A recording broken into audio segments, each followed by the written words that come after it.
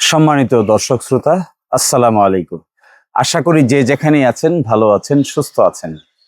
অত্যন্ত জনগুরুত্বপূর্ণ একটি বিষয়ে আমি আপনাদেরকে অবহিত করার জন্যই আমাদের যে সর্বোচ্চ আদালত, যাকে আমরা সুপ্রিম কোর্ট বলি, তার সামনে নিয়ে এসেছি।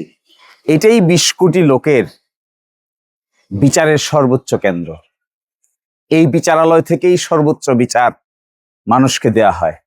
একই সাথে তার অধস্তন বিচারালয় আছে, যেগুলো জেলায় জেলায় আছে। তো আমি আপনাদেরকে আজকে শুধু একটা কথা দেখাতে চাইবো যে এই বিচারালয়ের সব মিলে বিচার করার জন্য বাজেট কত খরচ করা হয়। এটাই হলো আমি 2017-18 সাল থেকে শুরু করে 2024 সাল পর্যন্ত আপনাদের সামনে একটা স্ট্যাটিস্টিক্স তুলে ধরবো, যেটা অনেকটা ডাটা টাইপের, আপনারা নিজেই অ্যানালাইসিস করতে পারবেন। যেমন ধরেন 2017 সালে আমাদের দেশের বাজেট ছিল 4,266 কোটি টাকা। ওই বছরে আমাদের আইন মন্ত্রণালয় এবং বিচার বিভাগের জন্য বাজেট ছিল 1,421 কোটি টাকা এবং শুধু সুপ্রিম কোর্টের জন্য বাজেট ছিল 165 কোটি টাকা, যা ছিল মূল বাজেটের 0.39%। 2018-19 সালে এই বাজেটের পরিমাণ ছিল দেশের 4,64,573 কোটি টাকা এবং আমাদের আইন ল জাস্টিস ডিভিশনের জন্য এই বাজেটের পরিমাণ ছিল 1,521 কোটি টাকা এবং সুপ্রিম কোর্টের জন্য ছিল 180 কোটি টাকা, যা ছিল মূল বাজেটের 0.36%। কমছে দেখবেন, আগের বছরে ছিল 0.39%, তারপরের বছরে হয়েছে 0.36%। একইভাবে 19-20 সালে এটি হয়েছে 0.35%, 20-21 সালে এটি হয়েছে 0.34%, 21-22 সালে সেটি হয়েছে 0.33%, তারপরে 22-23 সালে সেটি হয়েছে 0.31%, 23-24 সালে সেটি হয়েছে 0.28%, 24-25 সালে সেটি রয়েছে 0.28%, 25-26 সালেও সেটি ছিল 0.28%, আর বর্তমান বছরে 26-27 সালে প্রস্তাব করা হয়েছে 0.23%। অর্থাৎ আমাদের এই বছরের বাজেটের পরিমাণ প্রস্তাব করা হয়েছে 9,38,000 কোটি টাকা, আর ল অ্যান্ড জাস্টিস ডিভিশনের জন্য মাত্র 2,188 কোটি টাকা, আর সুপ্রিম কোর্টের জন্য আছে 291 কোটি টাকা, যা মূল বাজেটের 0.23%। আশ্চর্যজনক না? এটা তো বাজেট বাড়ার কথা। বাজেট ছিল যখন 4,266 কোটি টাকা, তখন আমাদের বিচার বিভাগের বাজেট ছিল 1,586 কোটি টাকা, যা শতাংশে ছিল 0.39%। এখন সেই বাজেট 4 লক্ষ কোটি টাকা থেকে বেড়ে বেড়ে 9,38,000 কোটি টাকা হয়েছে। অর্থাৎ দ্বিগুণের চাইতেও 1,38,000 কোটি টাকা বেশি প্রস্তাব করা হয়েছে। আর বিচারালয়ের জন্য, ল জাস্টিস ডিভিশন এবং সুপ্রিম কোর্টের জন্য সর্বমোট কি বরাদ্দ এসেছে? 2,479 কোটি টাকা।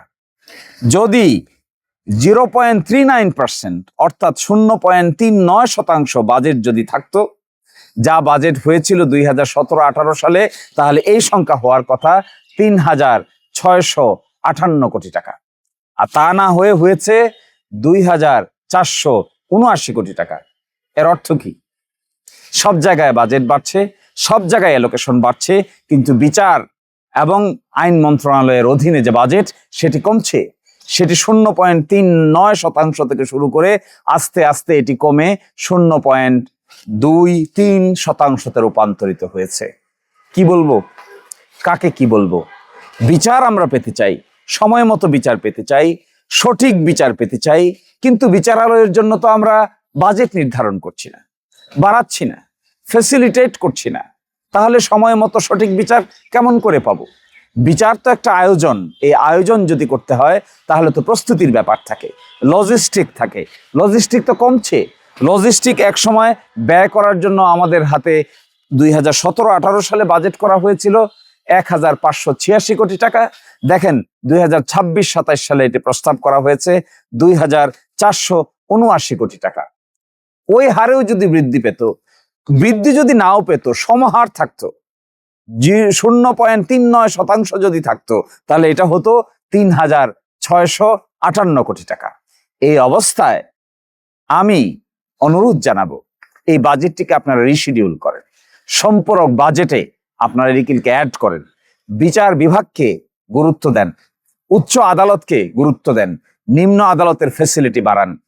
এ বাজেটের 1% টাকাও যদি বিচারের জন্য খরচ করা হয় তাহলে এটি হওয়া উচিত ছিল 9,380 কোটি টাকা। যদি 1% টাকাও আমরা খরচ করতাম, তো একটা দেশের বাজেটের 1% টাকাও যদি বিচারালয়ের জন্য, বিচারের জন্য, সঠিক বিচার পাওয়ার জন্য, দ্রুত বিচার পাওয়ার জন্য এবং আইনসম্মত বিচার পাওয়ার জন্য খরচ না করা হয়, তাহলে কি করে একটা দেশের বিচারালয় সঠিকভাবে ফাংশন করবে? তার লজিস্টিক সাপোর্ট কোথা থেকে পাবে? তার ম্যানেজমেন্ট কোথা থেকে পাবে? তার সাপোর্টিং স্টাফ কোথা থেকে পাবে? তার সাপোর্টিং লজিস্টিক বিষয়াশয় টেকনোলজিক্যাল ল হাউ কোথা থেকে পাবে? তো আমার অনুরোধ থাকবে, আমি এই তুলনামূলক আলোচনাটা সুপ্রিম কোর্টকে সাক্ষী রেখে এই জন্য করলাম, এটি সকলের জানা দরকার আসলে আমরা দিচ্ছি কি আর পাচ্ছি কি। আমরা তো দোষ দিচ্ছি বিচারালয়, কিন্তু বিচারালয়কে তো সাপোর্ট দিচ্ছি না। বিচারালয়কে যদি সাপোর্ট না দেই তাহলে বিচারালয় তার দায়িত্বটা সঠিকভাবে পালন করার ক্ষেত্রে নিশ্চয়ই কোথাও না কোথাও ঘাটতি দেখা দিবে। তো আমার আজকের এই আহ্বানের মূল কারণ হলো বাজেট অধিবেশন চলছে, এই জন্য আমি সুপ্রিম কোর্টকে সাক্ষী রেখে এই কথা বলতে চাই, চলুন আমরা আমাদের বিচারালয়ের জন্য বাজেট বৃদ্ধি করি। অবশ্যই ন্যায় বিচার নিশ্চিত করতে গেলে এটি এক অনিবার্য অনুষঙ্গ। সকলেই ভালো থাকবেন, সুস্থ থাকবেন। আল্লাহ হাফেজ। আসসালামু আলাইকুম।